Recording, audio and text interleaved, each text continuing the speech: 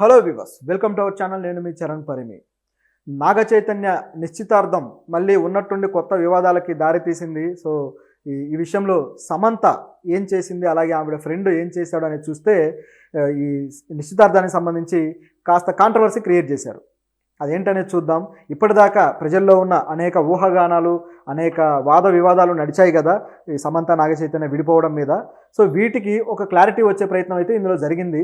So అది ఏంటి అనేది మనం ఒకసారి గమనిస్తే, నాగ చైతన్య సమంత క్యూట్ పేరు తెచ్చుకొని మంచి పేరుగా ఉన్నారు. తర్వాత వాళ్ళిద్దరూ అనేక కారణాలతో విడిపోయారు. సో విడిపోయిన తర్వాత చాలా రోజులు, దాదాపు సంవత్సరాల పాటు ఇక వాళ్ళిద్దరి మధ్యలో ఏం జరిగింది అనేది పెద్ద చర్చగా బయలుదేరి, సో చాలా వాళ్ళ ఇంటర్వ్యూలో కూడా సమంత అయినా కొంచెం క్లూస్ ఇచ్చే ప్రయత్నం చేసింది, కానీ నాగ చైతన్య ఎటువంటి క్లూ కూడా ఇవ్వలేదు. మేమిద్దరం అండర్స్టాండింగ్తో విడిపోయాము, సో ఎవరి లైఫ్ వాళ్ళది, మనకు సెట్ అవ్వరు అనుకున్నప్పుడు ఇక అవసరం లేదన్నట్టు ఆయన కూడా చెప్పాడు. సో ఆయన వెర్షన్ ఏంటి, ఈవిడ వెర్షన్ ఏంటి, మధ్యలో ఏం జరిగింది అనేది కూడా చూద్దాం. సమంత అయితే చాలా సందర్భాల్లో మా ఇద్దరికి కుదరలేదు, సో నేను కొంత ఇంట్లో అబ్యూజింగ్ కానీ లేకపోతే కొన్ని మాటలు ఒకరికొకరు ఇట్లా దూషించుకోవడం ఇలాంటివి కూడా అన్నీ జరిగాయని చెప్పేసి ఆవిడ ఇండైరెక్ట్గా కూడా చెప్పారు. అయితే వీటన్నిటి వెనకాల కారణం ఏంటి అని ప్రశ్నించినప్పుడు ఎక్కువగా సమంతనే అందరూ తప్పుపడుతూ వచ్చారు సోషల్ మీడియాలో. సో ఆవిడ వల్ల ఇలా జరిగింది, ఆవిడ బోల్డ్ క్యారెక్టర్స్ చేయడం వల్ల ఇలా జరిగింది అని చెప్పేసి. కాకపోతే ఇప్పుడు వాళ్ళు పెట్టిన ట్వీట్ ద్వారా అది కారణం కాదు అని తెలిసిపోయింది. సో ట్వీట్ ఏంటంటే, సమంత ఫ్రెండ్ అలాగే ఆమె పర్సనల్ స్టైలిష్ అతను ప్రీతం జుకల్కర్, సో ఇతను కూడా సమంతతోటి కాస్త క్లోజ్గా ఉంటూ ఫోటోలు వైరల్ అయిపోయి వాళ్ళిద్దరి మధ్య ఎఫ్ఐఆర్ ఏమన్నా నడిచిందేమో, దానివల్ల ఇట్లా జరిగిందేమో అనే వాదనలు కూడా వచ్చాయి. అయితే అప్పుడే ప్రీతం జుకల్కర్ రియాక్ట్ అయ్యి, లేదు మా మధ్య అలాంటిది ఏం జరగలేదు, సమంత నాకు అక్క అని చెప్పేసి ఆయన స్టేట్మెంట్ ఇచ్చాడు. సో ఆ విధంగా వాళ్ళిద్దరు చెప్పడం జరిగింది. అయితే ప్రీతం జుకల్కర్ ఈరోజు ఏం పెట్టాడంటే, ఇన్స్టాగ్రామ్లో ఒక వ్యక్తికి కంగ్రాట్స్ చెప్తూ, ఇక ఇతను నీవాడు, అబద్ధాలు అలాగే దాపరికాలు అనేవి బంధాలను దెబ్బతీస్తాయి, సో ఇప్పటిదాకా జరిగిన దాపరికాలు చాలన్నట్టుగా అతను ఒక ట్వీట్ అయితే పెట్టడం జరిగింది. సో ఈ అబద్ధాలు దాపరికాలు ఎవరి బంధాలను దెబ్బతీశాయి అనే ప్రశ్న అయితే బయలుదేరింది. ఎవరికి కౌంటర్ ఇస్తున్నారు అని.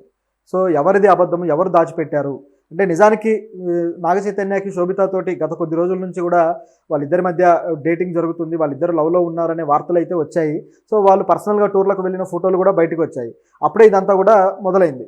అయితే ఇది ఇప్పటి నుంచి కాదు, గతంలో నుంచి కూడా జరుగుతూ ఉంది. దీనివల్లే వీళ్ళిద్దరూ విడిపోయారంటూ సోషల్ మీడియాలో మళ్ళీ కొత్తగా బయలుదేరింది. సో సడన్గా ఉన్నట్టుండి నాగ చైతన్య వైపు ఒక నెగిటివిటీ క్రియేట్ అయిపోయి సమంత వైపు పూర్తి స్థాయి సింపతి క్రియేట్ అయిందనమాట. వాళ్ళిద్దరి మధ్య ఏం జరిగిందో ఎవరికీ తెలీదు, ఇవన్నీ కూడా ఊహాగానాలే. కానీ సమంత మీద క్రియేట్ అయిన ఈ సింపతి మాత్రం ఈ విధంగా, ఎప్పుడైతే నాగ చైతన్య అట్లా పెళ్లి చేసుకున్నాడో శోభిత ధూళిపాలని, ఒక వాదన మాత్రం బద్దలైపోయింది. అదేంటంటే, ఒక్కసారిగా ఈ సమంత మీద ఈ సింపతి అనేది క్రియేట్ అయిపోయి, అంటే సమంత తప్పు ఏం లేదు ఇందులో, ఆవిడ బోల్డ్ క్యారెక్టర్లు చేసింది, సో దానివల్లే ఈ కుటుంబం పరువు పోతుంది అన్నట్టుగా వీళ్ళు ఫీల్ అయ్యి ఆమెను వదిలేశారు. సో వాళ్ళిద్దరికీ గొడవ జరిగి వాళ్ళు దూరం అయ్యారు అన్నట్టుగా గతంలో వార్తలు వచ్చాయి. సో ఆ విషయంలో అందరూ సమంతనే తప్పుపట్టారు, పెళ్ళైన తర్వాత బోల్డ్ క్యారెక్టర్లు అవసరమా అది ఇది అంటూ. మన తెలుగులో నిజానికి ఎవరైనా సరే పెళ్ళైన తర్వాత హీరోయిన్లు అంత బోల్డ్గా పాత్రలు చేయరు. కానీ వీళ్ళు ప్రొఫెషనల్స్ కాబట్టి, ఇప్పుడు జనరేషన్ మారింది, సో ఇప్పుడున్న జనరేషన్ తగ్గట్టుగా వీళ్ళ ఆలోచనలు ఉంటాయి కాబట్టి వాళ్ళు అవన్నీ టేక్ ఇట్ ఈజీగానే తీసుకుంటారు. కేవలం పాత్రను పాత్రలాగానే చూస్తారు. సో ఆ పాత్రకు ఏం కావాలో అది ఇచ్చే ప్రయత్నం చేస్తారు. నాగ చైతన్య చేసిన పాత్రల్లోనూ అలాగే ఉంది. ఆయన హీరోయిన్లతో రొమాన్స్ చేసిన పాత్రలు ఉన్నాయి, అవి బాగా హిట్ అయ్యాయి. అలాగే సమంత కూడా బోల్డ్ క్యారెక్టర్లు చేశారు. అయితే వీళ్ళు ఆ విషయంలో ఏ సమస్య ఉండదు ప్రొఫెషనల్గా. మనమే ఏదో అనుకుంటూ పోయారు జనాలు, అదేదో పాయింట్అవుట్ చేస్తూ. కానీ ప్రొఫెషనల్ థింకర్స్ లేదా ప్రొఫెషనల్గా ఆలోచించే వాళ్ళు ఎప్పుడూ కూడా ప్రొఫెషన్ని బట్టి ఆలోచిస్తారు. వాళ్ళకి ఆ సమస్య అయితే లేదు. కానీ నాగ చైతన్య ఒక సందర్భంలో, అది కస్టడీ సినిమాకి సంబంధించిన ఈవెంట్లో అనుకుంటా, ఇంటర్వ్యూ ఇస్తున్న టైంలో దీనికి సంబంధించి మీ దాంపత్యం ఎప్పుడైతే ఇట్లా విడిపోయారు కదా, సో దానికి ఎలాంటి కారణాలు ఉన్నాయి అని అనుకుంటున్నారని అడిగినప్పుడు, అంటే ఆయన వదలట్లేదు, ఎప్పుడు ప్రెస్ మీట్లోకి వచ్చినా ఇలాంటి ప్రశ్న ఆయనకు ఎదురవుతూనే ఉంది. అయితే ఆ ప్రెస్ మీట్లో ఆయన అడిగినప్పుడు ఆయన ఏమన్నాడంటే, మన కుటుంబానికంటూ ఒక పరువు మర్యాద ఉంటాయి, దాన్ని నిలబెట్టేలాగా మనం ఉండాలి, సో అది డ్యామేజ్ అవ్వకూడదు, కాబట్టి మేము ఇలాంటి నిర్ణయాలు తీసుకున్నాము అన్నాడు. సో ఒక్కసారిగా అందరికీ షాక్ కొట్టిందనమాట. ఆయన కుటుంబానికి ఉన్న పరువు మర్యాద మిగతా వాళ్ళ కుటుంబాలకు కూడా ఉంటాయి కదా, అంటే ప్రొఫెషనల్గా ఆవిడ ఏం పని చేస్తుందో తెలుసు, ఎలాంటి వృత్తిలో ఉన్నారో వాళ్ళు తెలుసు, సో అన్ని అవగాహనతో ఉండే కదా పెళ్లి చేసుకున్నారు అనే ప్రశ్న అప్పుడు బయలుదేరింది. మరి నిజంగానే ఆవిడ బోల్డ్ క్యారెక్టర్స్ వల్ల వీళ్ళు హర్ట్ అయ్యి ఈ విధంగా దూరం అయ్యారనే ప్రశ్న అయితే అప్పుడు వచ్చింది. ఇప్పుడు శోభితాను చేసుకున్న విషయాన్ని బట్టి గమనిస్తే, ఆవిడ ఇంతకంటే ఎక్కువ బోల్డ్ క్యారెక్టర్లు చేశారు కదా అని ఇప్పుడు నాగ చైతన్య మీద కౌంటర్లు స్టార్ట్ అయ్యాయి. ఆవిడ శోభిత హిందీలో అనేక సినిమాలు చేశారు, అనేక వెబ్ సిరీస్లు చేశారు. ఆవిడ మోడలింగ్లో కూడా బాగా ఫేమస్ అయి ఉన్నారు. సో ఆవిడ నైట్ మేనేజర్ ఇలాంటి వెబ్ సిరీస్ల్లో అంతకన్నా బోల్డ్గా నటించారు. సో కొన్ని యాడ్స్ కూడా ఇప్పుడు వైరల్ అవుతున్నాయి, ఆవిడ చేసిన కండోమ్ యాడ్స్ ఇవన్నీ కూడా. అయితే నటులుగా వాళ్ళు దాన్ని ఏదో ఒక బాధ్యతగా తీసుకొని కేవలం పాత్ర కోసం నటిస్తారు తప్పితే అంతకు మించి వాళ్ళకేం పర్సనల్గా ఉండదు కదా. పర్సనల్ లైఫ్లో వేరే ఏదన్నా ఉంటే అది వేరే చర్చ. కానీ నటనని లేదా వాళ్ళ ప్రొఫెషన్కి సంబంధించి వాళ్ళు ఎలా చేస్తున్నారు, ఎంత కమిట్మెంట్తో ఉన్నారనేది మాత్రమే చూడాలి. సో ఇప్పుడు ఈ విధంగా ఈయన మీద కౌంటర్లు వస్తున్నాయి. దాంతో ఒక క్లారిటీ అయితే వచ్చింది. నాగ చైతన్య సమంత విషయంలో ఆవిడ బోల్డ్ క్యారెక్టర్లు చేయడాన్ని బట్టి వాళ్ళిద్దరి మధ్య గొడవ రాలేదు, ఆ క్యారెక్టర్ల విషయంలో వాళ్ళకి ఏ సమస్య లేదు అనే క్లారిటీ అయితే వచ్చేసింది. ఎందుకంటే ఈవిడ అంతకుమించి చేశారు, సో అంతకుమించి పాపులారిటీ తెచ్చుకున్నారు హిందీలో కూడా. కాబట్టి ఆ చర్చ ఇక అనవసరం. మరి ఏమి కారణమై ఉంటుందనేది ఇప్పుడున్న ప్రశ్న. అయితే శోభితతోటి అఫైర్ వల్లే దూరం అయ్యారనేది ఒక ప్రశ్న కూడా ఈ మధ్య. ఇప్పుడు నిజానికి వీళ్ళు విడిపోయిన తర్వాతే ఇది మొదలైంది. ఆ తర్వాత వాళ్ళు అనేక చోట్ల కలవడాలు, తర్వాత అది ఇట్లా టూర్లకు దారి తీయడాలు ఇదంతా జరిగింది. అంతకుముందు శోభిత వేరేగా తన సినిమాలు తాను చేసుకుంటూ ఆ విధంగా వెళ్ళిపోయారు.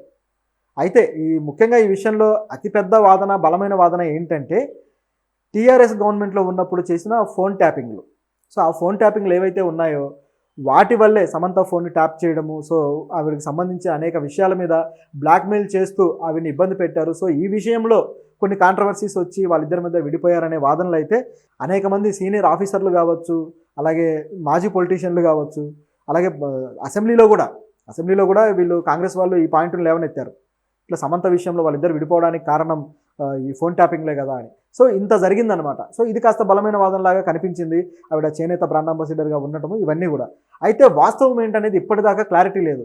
అయితే ఇది నాగ చైతన్య ఇప్పుడు త్వరగా పెళ్లి చేసుకున్నాడు, తర్వాత సమంత ఇంకా పెళ్లి చేసుకోలేదు, ఒంటరిగానే ఉన్నారు కాబట్టి సో ఆటోమేటిక్గా సింపతి అనేది ఇటువైపు వెళ్తుంది కాబట్టి ఆయన తప్పును ఎత్తి చూపడానికి ఈజీగా ఒక వే అనేది క్రియేట్ అయింది కాబట్టి సో దాన్ని ఆసరా చేసుకొని ప్రీతం ఈ విధంగా పెట్టాడేమో. ఎందుకంటే ప్రీతం ఆవిడకి ఎంత సన్నిహితుడో అందరికీ తెలిసిందే.